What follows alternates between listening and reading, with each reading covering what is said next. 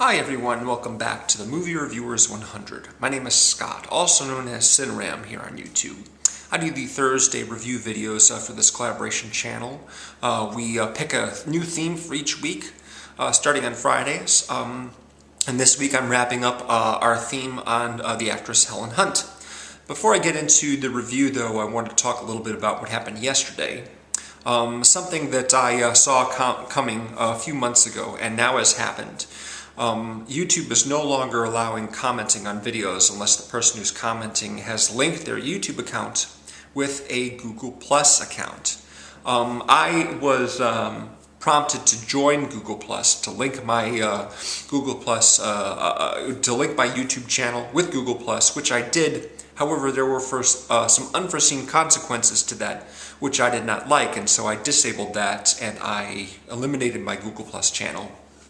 And have continued on since then. I've gotten the occasional prompts, like many of you, how about changing your name? How about linking to Google Plus? No, thank you. Now it seems like not only can you not comment on people's channels, but you can't even comment on a video or respond to comments on your own videos unless you link your account with Google Plus, which I have not done and don't wish to do. Because every time I do, I fear that I will have some new email address from Google that all my notifications will go to that I don't have access to because I don't even know what it is. That changes to my account will result in settings being reset or eliminated, or videos being eliminated. I just don't know. I don't know what the repercussions of such a thing will be. And given the fact that so many people on YouTube are probably not members of Google Plus yet, that those of you won't be able to comment on the videos this video that I'm putting up right now.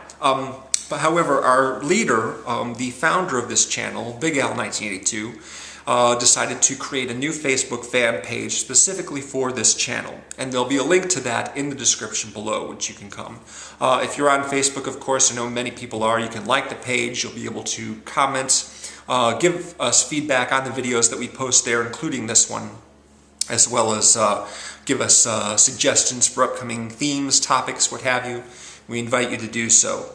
Since I'm already on Facebook, I don't have any interest in joining up with Google+, and I thought that I could live without that while still continuing on YouTube. However, this is probably not going to be the case for very long. If they disable commenting on videos, then they may end up disabling the accounts of people who don't want to be part of Google Plus altogether. That means no more posting videos on personal channels and the possible deletion of all the videos that have been previously uploaded and the elimination of the accounts altogether.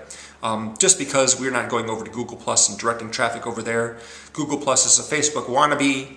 I say fuck that. I'm on Facebook, I'm not going to Google Plus. And if that means I'm not posting on my YouTube channel anymore, CineRam, then that's just the way it's going to have to be. I don't like being told that I got to be on Google Plus and go through all this rigmarole and have to accept all sorts of stuff which I don't even know what it is just to continue here on YouTube. However, I will continue to post on the Movie Reviewers 100, this collaboration channel, every Thursday as long as I possibly can. If you comment on this video on YouTube, I won't be able to respond. I might be able to send you direct messages to your channel. However, I don't know how long I'll be able to do that either. However, you can comment on the video postings when we put them on the Facebook page, and I will definitely be able to respond to those.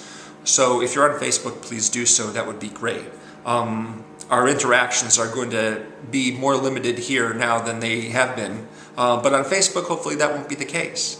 Hopefully those of you who are, enjoying our videos will come on over to Facebook, because I'm really not interested in directing any traffic to Google+, not if they're going to insist on all these restrictions and changes, some of which may have, repercussions and consequences that I'm not even aware of. So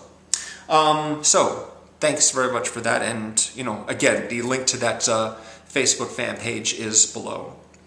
So Helen Hunt, as I was saying, is our theme, and I'm wrapping up this week. We've had reviews of Pay It Forward, in which she co-starred with Kevin Spacey and Haley Joel Osment. Twister, of course, the big hit from the mid-90s with Bill Paxton and Philip Seymour Hoffman. What did we... oh yeah, As Good As It Gets, of course. As Good As It Gets was the movie that she won Best Actress for at the Oscars. She was also nominated for Supporting Actress just earlier this year in the movie that she did called The Sessions, which is the movie that I'm talking about. John Hawkes, who of course was in Winter's Bone, and you probably remember from the opening scene of From Dusk Till Dawn, playing the guy at the liquor store, is the main character. His name is Mark O'Brien. This is based on a true story. Mark O'Brien's a poet and journalist who suffered from polio, and thus all of his muscles stopped working. Basically, he could just talk and move his neck, pretty much, move his head around. But he couldn't move his arms, legs, and so he basically would lie in a gurney all the time. And he had to spend most of his day in an iron lung, which helped him breathe. He had a another respirator, which he would use when he went out and about, when people would move the gurney around for him. He needed an assistant, basically, to help take care of him, clean him, dress him, feed him, things like that, because there's so much that he couldn't do on his own. And as the movie begins, he's 37, 38 years old, and he really doesn't like his assistant very much. She doesn't treat him all that nicely. She isn't gentle the way he would like.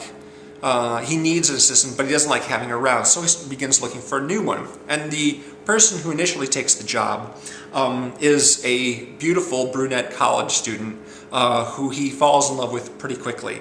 And she really likes him a lot, and she takes good care of him. But when he tells her that he loves her and that he wants to marry her, she, of course, can't really do that because she doesn't feel that way about him, and that's, of course, very heartbreaking. She leaves, and he begins the search for a new assistant, and eventually settles on Vera, who's played by Moon Bloodgood, who is on that TNT series with Noah Wyle about the alien invasion, Falling Skies, I think it was called. She was also in Terminator Salvation. She's been in a number of different pictures. The experience, however, with Amanda prompts him to kind of wonder about whether or not he can actually have any sort of romantic relationship. Specifically, can he find anyone who will be willing to have sex with him? And he is raised Catholic, so he visits his priest regularly. William H. Macy plays his priest. I love William H. Macy. And asks for his advice on the matter. And he, in the process of weighing his limited options, he learns that there is such a person, there is a profession called sex surrogacy. A woman may, help coach him through the steps of sexual interplay without actually being a prostitute, as it were.